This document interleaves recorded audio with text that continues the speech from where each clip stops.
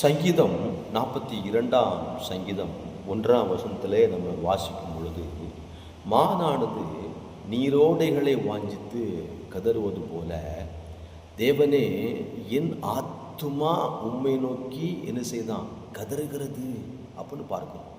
அப்போது நம்முடைய ஆத்துமா என்ன செய்யணும்? தேவனை நோக்கி கதற வேண்டும், தேவ சமூகத்தை நோக்கி கதற வேண்டும். தாவீது சொல்கிறான், ஆண்டவரே நான் உம்மை நோக்கி கதறுகிறேன், அதிகாலம் உம்மை தேடி வருகிறேன் என்று சொல்லி நம்ம பார்க்கிறோம்.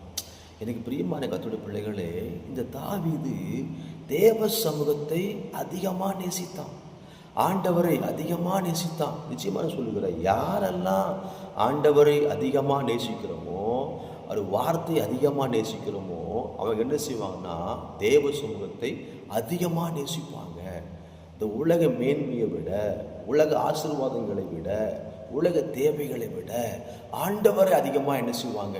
நேசிக்கிற பிள்ளைகளாய் காணப்படுவாங்க. தாவீது பாருங்க, ராஜாவாக இருந்த பொழுதும் அவன் என்ன செய்தான் தெரியுமா? ஆண்டவரை தேடுவதில் அவன் குறை வைக்கல, தெய்வ சமூகத்துக்கு அதிகமாய் நேரத்தை ஒதுக்கி ஒரு மனிதனாய் காணப்பட்டான். இன்றைக்கி நான் சொல்லுகிறேன், இயேசு நாமத்தினால உங்கள் வாழ்க்கையில் பலவிதமான வேலைகள் இருக்கலாம், குடும்ப பாரம் இருக்கலாம், தேவை குறித்த பாரம் இருக்கலாம், கஷ்டம் இருக்கலாம், பிரச்சனை இருக்கலாம். எதுவாக இருந்தாலும் நான் சொல்கிறேன், இயேசு நாமத்தினால தேவ சமூகத்துக்கு முதலாவது இடத்தை கொடுங்க, தேவ சமூகத்தை நேசிங்க, தேவ சமூகத்தை வாஞ்சுங்க. அந்த வாஞ்சை பெருக பெருக பெருக பெருக எல்லா நன்மைகளும் உங்களை தேடி வரும், எல்லா பாடுகளும் மறந்துவிடும், எல்லா கஷ்டங்களும் மறந்துவிடும். உங்களுக்கு வர வேண்டிய ஆசீர்வாதத்தை கர்த்தர் கொடுப்பார். கர்த்தர் இந்த வார்த்தைப்படி உங்களை யாவரையும் ஆசீர்வதிப்பாராக. ஆமென்.